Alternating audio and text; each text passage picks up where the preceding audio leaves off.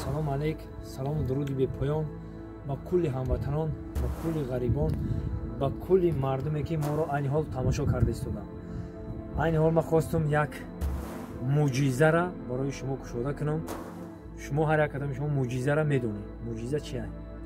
дар деҳаи ман, деҳае ки ман ба дунё омадам, деҳаи Сантуда, дар инҷа 5 бузургвор худораҳмати момаи ман мегуфт ки мо дар қултуқи бузургворо хоҳем, дар оғӯши бузургворо хоҳем. дар инҷа дар боло ҳаст. ака биё ман шуморо камтарак маълумот метавам, ана баъд ман муъҷизаҳоро нишон метавам, шумо бибинеду фақат дар ҳайрат бимонеду. фақат кори тобаи ҳама дӯстои худо буданд, ҳама бузургворо буданд. 5 бузургвор ки акаву додар буданд, як хоҳар доштанд. албатта ҳар як кадоми онҳоро ман ба шумо нишон метавам бибинем. аввал мехостем ки бузургвори дар деҳаи мо наздикай Хуҷазинда меган, Хуҷазинда.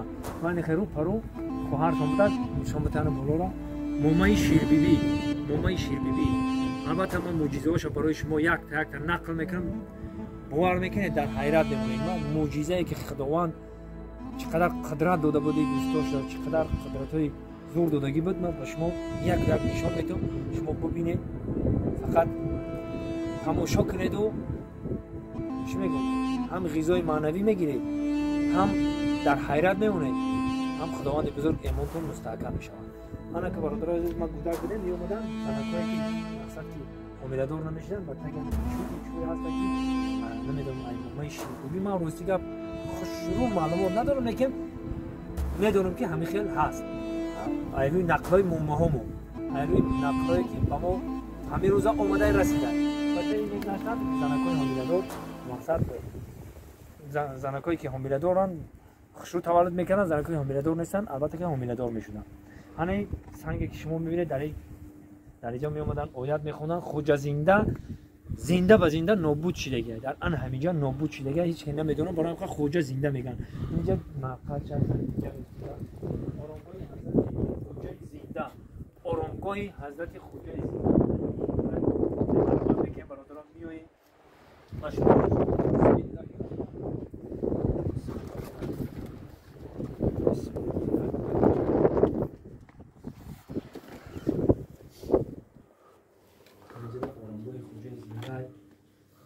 албатта ки бародарои азизи мо бубинанд.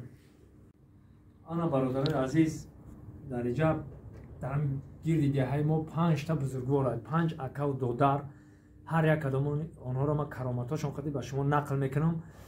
албатта ки дар инҷа оромгоҳи Хуҷазинда ки айрӯи нақлҳо дар ҳаминҷа зинда ба зинда ай мушрико гирехта омада, дар ҳаминҷа нобуд шидагӣ. ана ҳол ман ба шумо мегӯям ки барои чӣ мақсад Хуҷа зинда ҳам нобуд шидагӣ. инҷа Хуҷазинда, дар он боло Хуҷамастон, акаи калонишон Хуҷамастон, айрӯи нақлҳо. дар ин боло Хуҷа Абултоири Балогардон, дар инҷа Хуҷазинда, дар он боло Хуҷа Қушқор ҳастай, баъд Хуҷа Савзпӯш ҳастай. анам кӯе ки шумо ман нишон додам, унҷа хоҳаршон момаи Ширбибӣ. ана рости гап ман муъҷизаҳоро даставвал мехоҳам барои шумо нишон бидам, бо маълумот ба шумо медиҳам. рафтем ҷои муъҷизаҳо мерем ки шумо бибинед.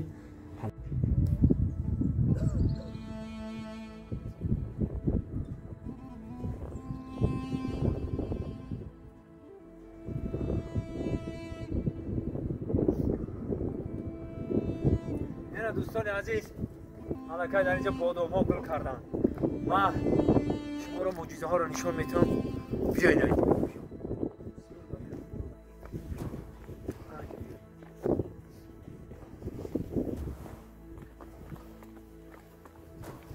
дар инҷа дарахти ангур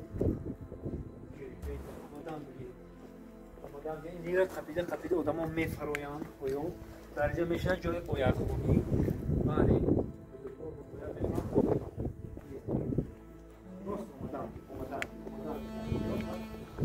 бале ҳамаша якта ба якта нақл мекунам.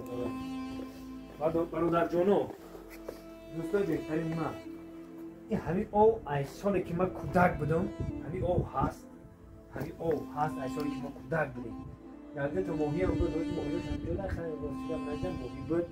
ман ай кӯдаким замин доштам иҷада, говамон ай када меомадем сари мерафтем мактаб, бо мерафтем مقصد گوار رو بگیم میگرفتیم می‌بینیم روز نبود که بدرن همین بزرگوار دو بار نگذاریم بزرگوار کرامتش ببینید بزرگوار دلش به خداوند نزدیکش ببینید وقتی که خواهرشون ای طوری که فریاد میکنه که خوجا مشرکا آمدن مقصد دشمنا آمدن این نمیفهمه صدای خواهرش نمیفهمه بعد همین سر ساموار میبره یکم پای پاشون بیاری یکم من نشون میتونم بسم الله الرحمن الرحیم من تلفن رو نمیکشم برادرو شما رو فقط نشون میتونم ایجاشتا یکم این پای پا رو دیدین این پای پا این می او یکی رفته است پای پا اینه که ایش اوقا انیق نیست شما نمیفهمید انا که ما شما رو انیق میکنم این میام پای محسیه این میام انا ایشان پای محسیه این بسم الله الرحمن الرحیم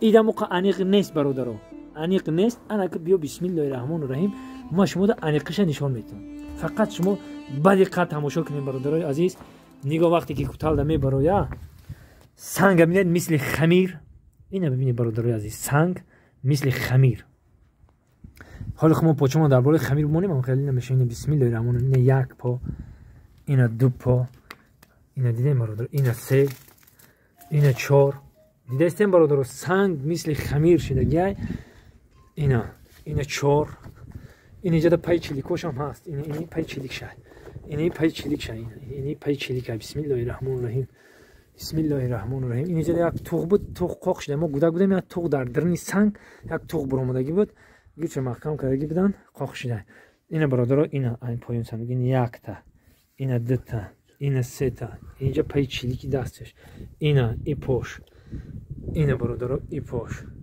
اینا پایی که آخران موندگی برآمدگی طور همی فهمیدین برادرای عزیزی ما یگام جای چشمندی اینا بهش نیست خداوند بزرگ چقدر بایا دلشون نزدیک بدن که سنگ به مثل خمیر شدگی بزرگوار برآمدگی انا اینجا برآمدگی وقتی که اینم که شما اینو میبینید اینا مامای شیر بیبی میگن انا که از ما که با شما خوشتون نشون میتونم انا مامای شیر بیبی وقتی که فریاد میکنه خوجا زنده نمیفهمه بزرگوار نمیفهمه راستیگه با وای میکنه چی میگن بعد همین دایره که همین تا گذشته است همین دایره رو میگه ای دایره یک دم خاموش باش که من گپ خواهرم بفهمم بعد دایره خاموش میشه همین راست دایره خب کنه دایره چقدر خاص کنه میره همین راست دایره خب کنه من نشون میتونم همون راست نمیگم راستی گپ گس کنه همون راست گس شده همونجا خاموش بود خاموش خب میستاد مقصد که چی میگذاشت چی میگن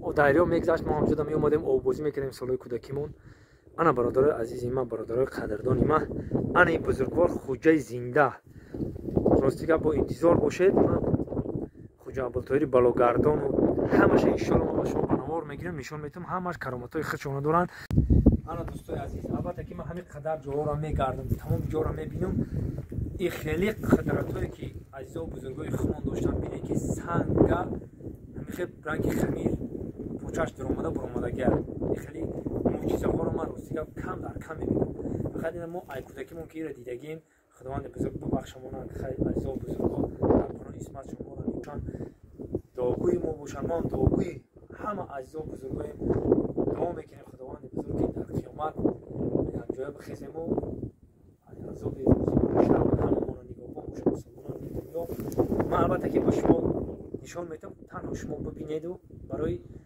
مقصد مرحمت ببینید زیارت البته که بزرگوارا رو زیارت آمدن خوب در خوبه برای همه طرفه بیاین زیارت کنید دیدین که معجزه چه خیلی که سنگ مثل خمیر بود سربلند باشید تنسات باشید اگری باشید نباشید خداوند بزرگ نگهبانتون باشه انشالله که اینجا بودن مزار خوجه زنده باقی تنسات خانوباد باشید انتظار باشید برنامه نوی مرا فقط ای بزرگها